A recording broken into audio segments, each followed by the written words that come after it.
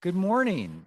Welcome to the year-end Film and TV report for 2024. This is our second annual. I'm Mark Hobick, the head of Film and TV at Luminate. We're going to be touching on some of our most zesty findings from this year's report, or last year's study, I should say, that we're presenting this January. The report, just keep in mind, there's much more to this report than we're going to be able to cover today.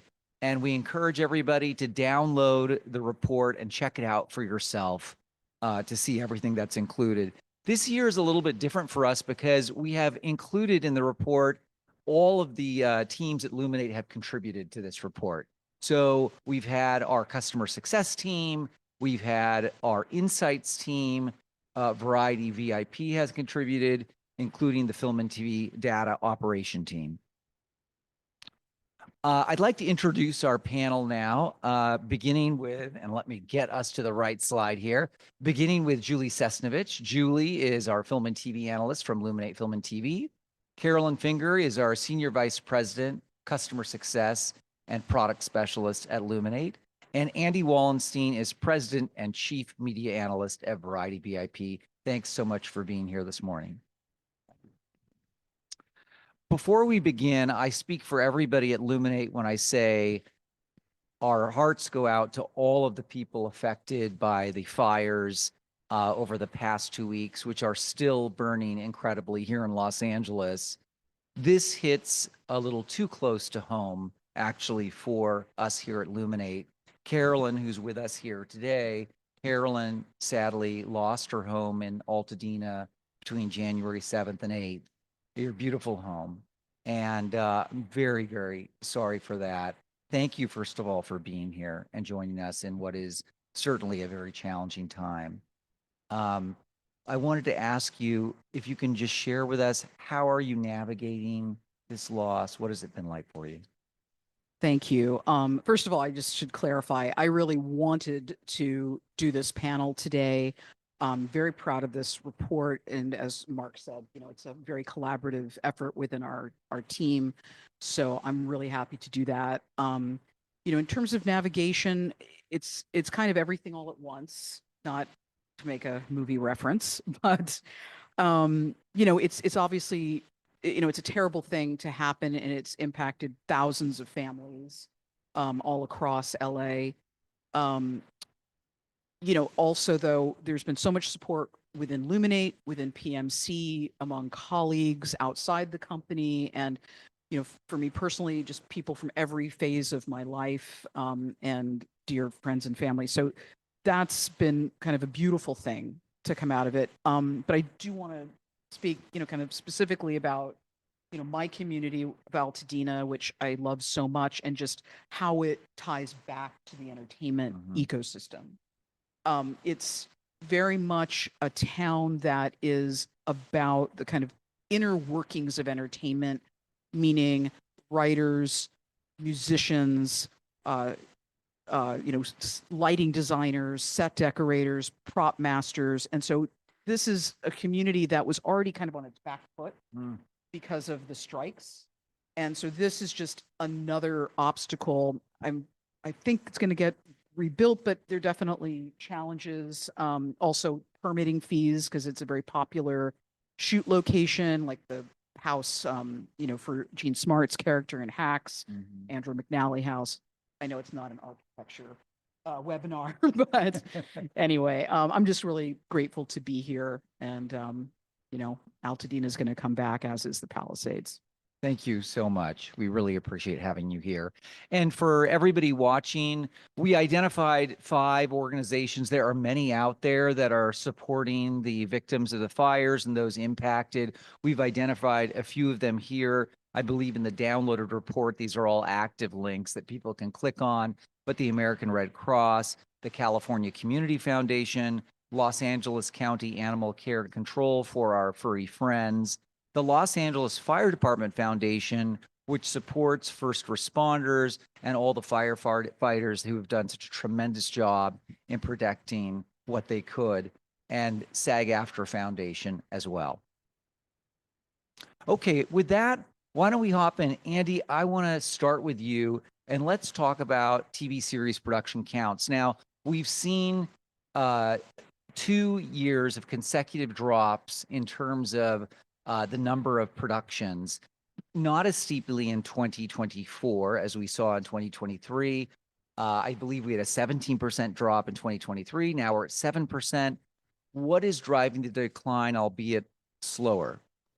Yeah, I mean, really, it's the perfect segue from what Carolyn was talking about with regard to the strikes. I think they reverberated in a way that many in the industry didn't anticipate would go far into 2024.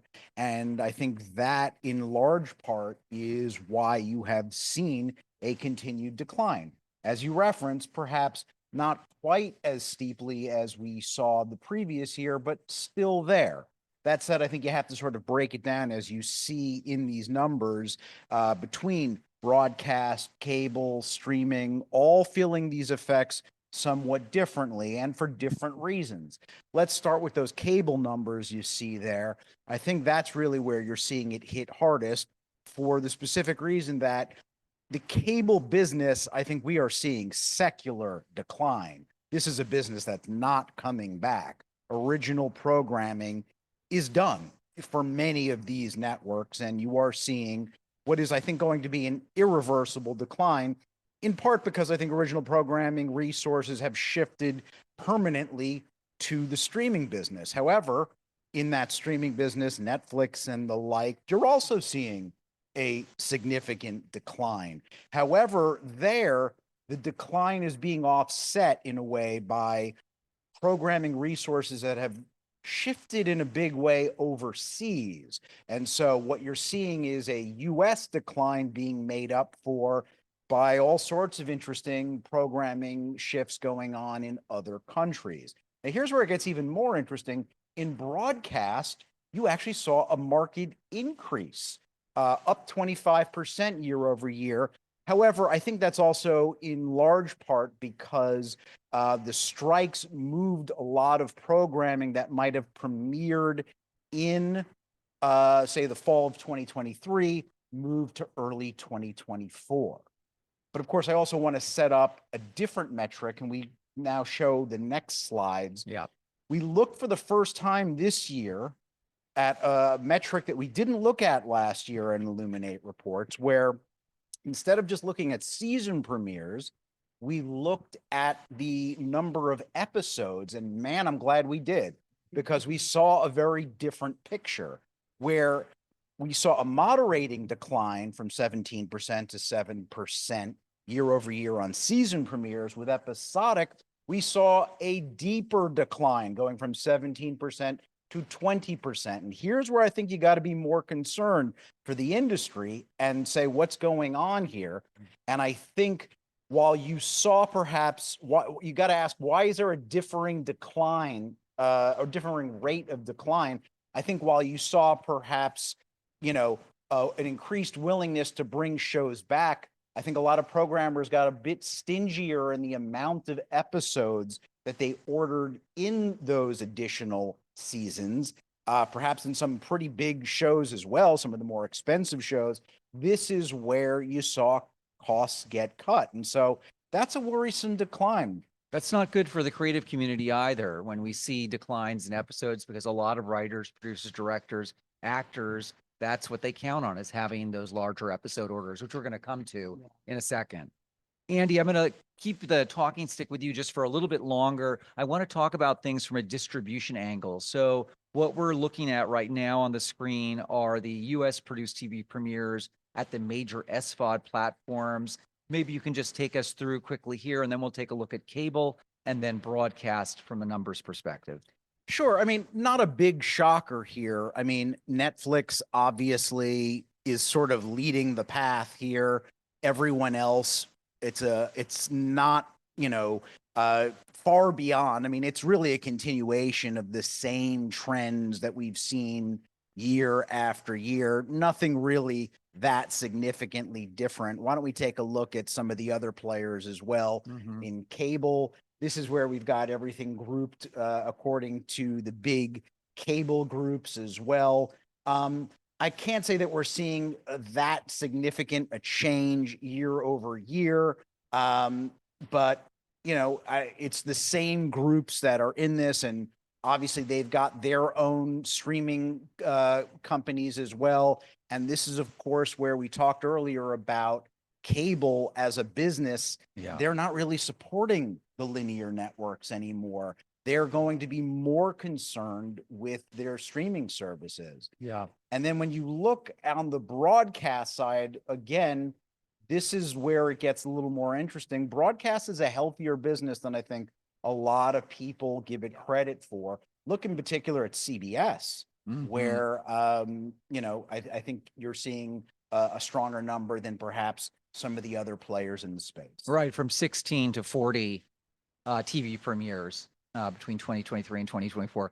Very significant. And just going back to the actual SVOD, major SVOD platforms, when we look here, we see that really only 3 of the platforms increased the number of premieres that we saw in 2024. Everybody else showed decline. So really interesting trends that we're seeing there across all of those.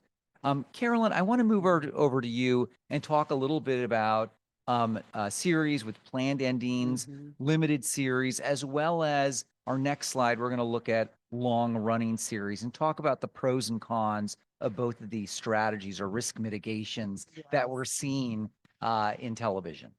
Yeah, this has been a really interesting and somewhat disturbing trend over the past few years.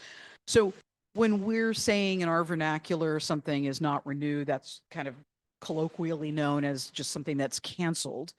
There are 2 different flavors of that. One is something, first of all, there's one thing that doesn't complete production and then it's just abruptly, taken off the air. Then there's something where we're all kind of on a cliffhanger after season 2 and we're wondering, will this get renewed or not? And then it's not renewed. Then we have what we call a planned ending, and that could be anything from a limited series to a streamer or network announces ahead of time, hey, the 4th season of this show is going to be the last one. And that'll allow the creative team to essentially wrap up and resolve those stories for viewers. Yes. But it also plays a major role in what Andy was talking about, where we see that huge decline in the number of episodes being produced, because it definitely decreases that, because a lot of times those planned ending seasons might be like, okay, here's your last 8 episodes or 4 episodes to wrap up the storyline. And what we're seeing here is really a surge of planned endings over the last 6 years. That's that yellow bar, which gets greater and greater, versus the just simply not renewed or terminated series, canceled series. What's contributing to that trend line, in your opinion? So, I mean, I happen to love a lot of the limited series that I see. So this is not a slight creatively on them, but it's not a sustainable strategy for the industry, because the DNA of TV, is having these long running series that become assets for a studio, have evergreen appeal. I'm thinking of, Friends, thinking of, even things like Big Bang Theory, which is, producing spinoffs. That is still the economic model that the whole industry is on. And sorry, I'm just going to keep going. But, but while having Nicole Kidman in a series is amazing, because she's an amazing actor, that's good for getting new subscribers to a streamer. But because someone like that is not available for 20 episodes a season, then it just doesn't sustain. Yeah, and that's a perfect transition to this next slide, which we're looking here at drama seasons numbers by release year. So when we look at this slide, take us through it. We've actually seen an increase in what we consider a long-running series with 6+ seasons. Right. Which is so important to the health of these streaming platforms. As you say, this is what people are able to binge on for weeks upon weeks at a time. When you have 100 or 200, 300 episodes in a series, people can really get into that. Yeah, that's what's kind of interesting. We first of all, we see this terrible kind of attrition that happens after season 1, which is not surprising because of all of these limited series. But then we're having, you know, what I keep calling in my mind the danger zone. I can't not say it, but it's like between, you know, season 2 and 3, where it's just this very precarious time for series. Once the threshold is crossed, you know, then there's a higher probability of getting that season 4, 5, and beyond renewal. But when you look at just the percentages of shows that are in these earlier seasons, it's the majority, and that is just not good for business. But yes, there are those long-running series like, you know, the Chicago series, you know, any kind of Dick Wolf Enterprise, Grey's Anatomy, which is on the slide. Yeah, So those are things that do sustain the right. business. It sounds like Fire Country is going to follow that same pattern Yes. if CBS exactly. has its way with that. Tracker, perhaps. Yeah, yeah, absolutely. All right, let's continue on. Let's actually pivot into film. And Julie, I want to first of all ask you, when we have now we've looked at television, and there's a lot more TV in this report, of course. But as we look at film, TV we saw really declines almost across the board. But in film, things look a little more rosy. Yes, I'm here to share some good news. Yes. Yeah, so obviously, you know, during the pandemic and the strikes, like the number of films released in theaters took a hit. We felt the, you know, effects of that for a long time. But then, you know, in recent years, not only has the number of theatrical releases rebounded to pre-pandemic levels, it has even slightly exceeded it. The number of studio releases has stayed relatively consistent as well. I know people love to eulogize theatrical, but I just don't think it's going anywhere. I think obviously we had these disruptions, but it is really coming back. Streaming, on the other hand, did take a hit. And the streamers have been kind of transparent about how they are pulling back. They're not going to do as many projects. They're not going to spend as much on these projects. And in some of the studios, they're going to, you know, take projects that were originally intended for streaming and move them to theatrical. So, you know, nature is healing, if you ask me, you know. Well, and you know, the films that perform best in streaming appear to be theatrical. I know we're going to come to that in a little bit, but very interesting. Let's move forward and let's talk about sequels, and in particular legacy sequels. Now, when we look at the box office from 2024, Despicable Me 4, Gladiators 2, Moana 2, Inside Out 2, so many of the top performing box office films were sequels or legacy sequels. Tell us what the difference is here and Sure. some of our findings around legacy in particular. Yeah, so let me explain what I mean when I say legacy sequels. So you figure in kind of a healthy development cycle, if everything is going well, you can maybe hope to get a sequel off the ground in, let's say, under 5 years. But when you start to see these sequels that are coming 7, 10, 20, 30 years after the last installment, now that's a different beast. Now we're talking about something else. And these are definitely on the rise, as you can see in the data. I even went all the way back to 2014 just to be sure. And there is like a gradual ramp up of this phenomenon. I think it can happen for a couple of reasons. I think one is just you face development headwinds, things just aren't coming together. Obviously, things like the strikes and the pandemic are going to elongate your development cycle. But I think you also have the reverse. You have kind of a backwards facing approach. You have executives saying, hey, what's some older IP that we can kind of dig up and turn into something new? If you look ahead to some of the legacy sequels coming out this year, you have kind of examples of both. Zootopia 2 is coming out this year. That's 9 years after the first film. They greenlit it pretty much immediately, but animated films just take a while. On the other hand, you have Freaky Friday coming a whopping 22 years after the prior installment. They only announced this a couple years ago. This has not been cooking this whole time. Like, I really think some executives were just kind of digging in the vaults and saying, like, what can we get going here? And in a lot of these cases, too, the connection to the prior film can be like very tenuous. Like, really, the only thing the new Twisters has in common with the first one is the font. Like, let's be really serious right now. Looking more broadly at sequels in general, this is a webinar exclusive, I believe we have here. That's right.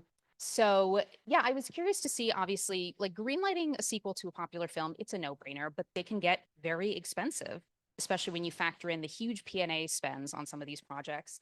So this is a list of the top 10 most expensive wide release sequels of last year compared to their global box office performance. So an animated sequel is about as close to a sure thing as you're going to get. Makes total sense. It's aimed at kids and families. If your kid is watching Moana every single day, of course, they're going to want to see Moana 2 in theaters. It makes sense. Beyond that, it gets a little murkier. Like, you definitely have hits in here, you know, obviously Dune Part 2, Venom: The Last Dance, Kingdom of the Planet of the Apes. Like the rough math is you have to gross about 2.5 times your budget to be considered a hit by Hollywood accounting. So we definitely have some hits in here, but you also have things like Furiosa, which only grossed about half of what its predecessor did, or the newer Joker movie, which grossed, and I had to triple check this, a fifth of what its predecessor made. Wow. Wow. So at the end of the day, you still just have to make a good film that audiences connect with. There is no magic formula. Sorry to executives, but Right. you know, And the reported budget, as you say, the number that we're showing here is just the production Just the budget. production When you budget. layer P&A on, that oftentimes doubles that Oh, yeah. number. easily. Okay, all righty. Thank you, Julie. Yeah. Let's move on to streaming performance now. And I want to start with you, Carolyn. When we look at streaming analytics and just for the folks watching, Luminate introduced a product over a year ago now, Streaming Viewership M. It's a 2.5 million smart TV device panel that tracks streaming viewership across originals as well as library content. What we're looking at here are the top 10 TV originals for streaming in 2024 for the year. They obviously dominated. About 7 of these are Netflix projects, but we do have some other streamers that managed to make this list. Tell us a little bit more about how this shook out. Yeah, I mean, it's interesting because Tyler Sheridan is really lifting Paramount Plus Yes. up, with Landman and Tulsa King. Those are both shows that come out of Yeah, that. Taylor Sheridan, absolutely. Yes. It's a little, there's an argument that Monsters is an anthology series. So, we love quibbling. That's not necessarily, I mean, there's a brand around it. So that does have familiarity. And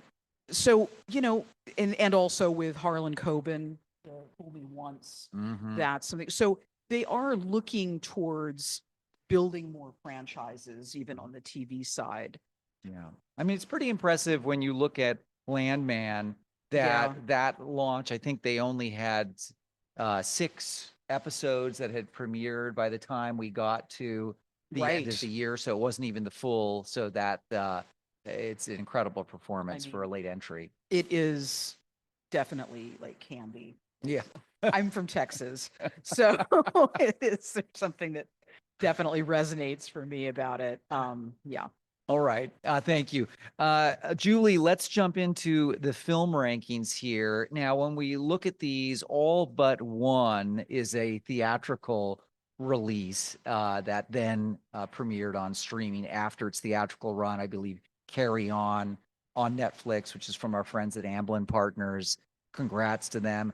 Interestingly, Roadhouse would have been 11th on this list, but didn't make the cut for the top 10. A tremendous performer for Prime Video. Give us a sense of what's your takeaway here. It appears that theatrical films just perform better in streaming. What's your take? Well, I have 2 possible explanations. I have a highbrow one and a lowbrow one. You can pick your favorite. Okay. So my highbrow explanation is I think that even after all of these years of streaming wars, there is still an audience perception. There is still kind of an implicit bias where they think theatrically released films are higher quality, that they're more prestigious, that they kind of earned their theatrical releases on merit, perhaps. I think there's kind of a learned behavior with streaming where viewers are like, well, if you can't be bothered to promote this, why should I care? Which is valid. My lowbrow explanation as to why theatrical films are popular on streaming is that people have heard of them. You look at Oppenheimer being on this list. It won Best Picture. It was advertised everywhere. Everyone's parents saw it. It was inescapable. People know what it is. That P&A spend. That P&A spend, it works, guys. It works. But you also see a lot of animated films in here. But I think, my point still stands. I think theatrical films are kind of just in the ether in a way that even kids will notice. I don't think it's a coincidence, for example, that 6 of these films have a corresponding theme park attraction. The only one that doesn't is Encanto. It is currently under construction. So it's like these things kind of reverberate and filter down to all audiences, and they're just more aware of these titles. Right. The flywheel. Yeah. Okay. Got it. Andy, let's go to you. Let's talk about franchises. Franchises are incredibly important to not only film, television, streaming, of course. We're looking here at two of the biggest franchises around, Lord of the Rings and Marvel. Both had a step down in 2024 from 2023 performance. Take us through what you're seeing in terms of franchises. Well, first of all, I can't wait for the Roadhouse roller coaster. Oh, yeah. Which when is that going to happen? No, I mean, clearly franchises are very key for streaming services. I think Disney Plus is a testament to that. Some franchises put that on the map, and I think Amazon Prime Video also saw the value of that in a big way for the Rings of Power. But 2024 was a testament to the fact that there is only so much mileage that you can get out of them. And when you look at the data, particularly on Disney Plus with Agatha All Along, when you look at Echo, when you look at the second season of Rings, sometimes these things don't work. Sometimes they wear out their welcome. I don't think there's any one clear reason. I think each of these shows bring different reasons for that. But you've got to have your good stuff. You've got to have fresh ideas each time. And, this, I think, was a real clear message to these streaming services that, frankly, I think often take on too much, try to do too many things, that if you don't focus on franchise management, you will pay the price. And I think we saw that in a big way.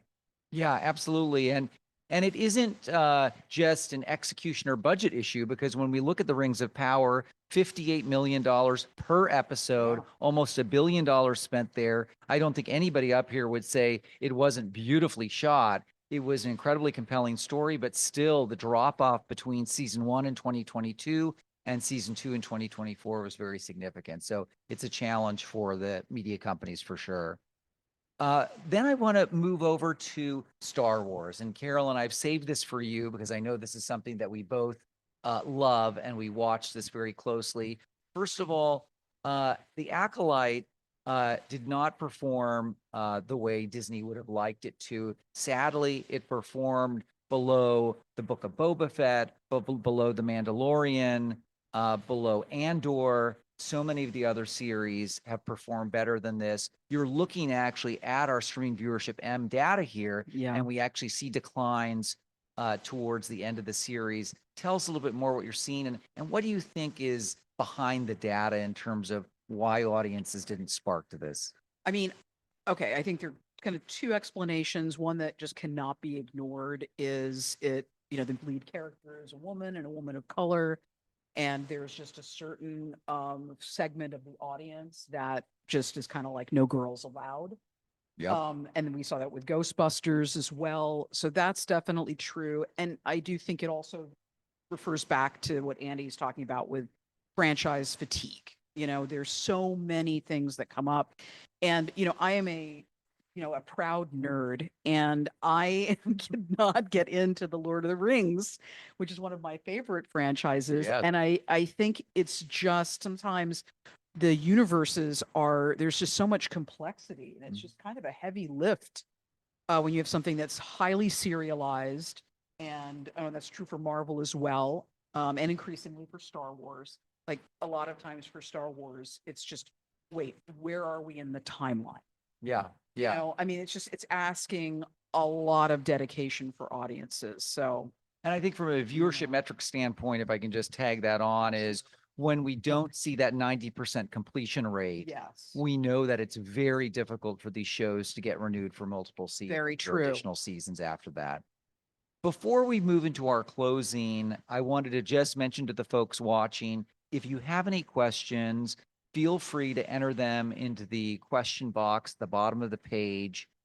We will not be answering them here, but we will answer them after the end of the webinar, and happy to follow up with you. But thanks everybody for joining us. I'm going to start with you, Andy, and then we'll work our way across.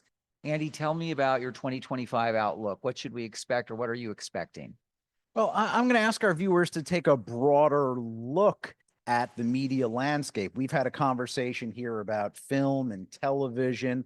You know, I'm sitting here representing not just Luminate, but Variety Intelligence Platform, where we opened the year with our 2025 vision report, where we said that we wanted our subscribers to actually look at the broader landscape and ask what people thought about the social video phenomenon taking place on YouTube, Instagram, and of course, TikTok, which we still think is going to be there for some time to come, and ask themselves what they thought about the amount of time that viewers are spending with all the video content there, because there are data indications that it is eating into the amount of time that people are spending with film and television. And my prediction is that that data is going to only gain momentum over time, and that it has very real implications. And so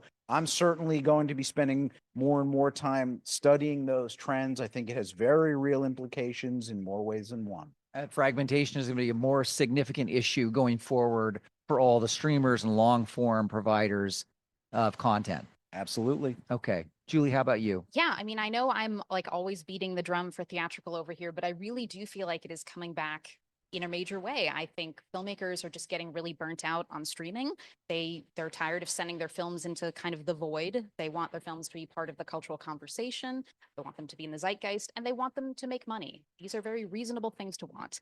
So it'll be interesting to see at the film festival markets this year. I think streamers are still going to be wanting to buy films. I just don't know if filmmakers will be as willing to sell to them, at least not without a firm pen and ink theatrical commitment. Greta Gerwig just got Netflix to blink and agreed to put her Narnia film in IMAX theaters. Ted Sarandos was immediately like, this is not a shift in strategy. And I'm like, why not, Ted? Like, people like theaters, like, why fight it? I just really feel like the urge, even with all the other forms of media eating into it, even with everything else in this fragmented landscape, people still like going to theaters. I think you're absolutely right. I think experiential is something that we're going to see more people lean into. We see in all of our surveys that it's increasingly important and valued by audiences. So thank you for that. Carolyn, how about you? So I can't speak to what I'm expecting to see because everything I was expecting has not come to pass. But I know what should be happening. And it's a lot of it interplays with the cultural conversation, because LA is hosting the Olympics in 2028. And there is already a huge investment in infrastructure to prepare for this broadcast. And it is an integral part of what Los Angeles is. So from a practical point of view, the Riviera Golf Club is hosting the golfing events. The Rose Bowl, which is close to Altadena, might be hosting some other events, and it has proximity to downtown. So there's that very practical reason to rebuild. But also, I'm looking forward to the opening ceremony of these Olympic Games, and where all eyes are going to be on LA and what LA is about and what it contributes to world culture. And it is indisputably entertainment. So I love international content, but this is what we do. And it has to be a story that is reflective of our past, our present, and our future. So I'm hoping that there is really a serious investment on the parts of studios and streamers and theatrical distributors to really revitalize this treasure that we have.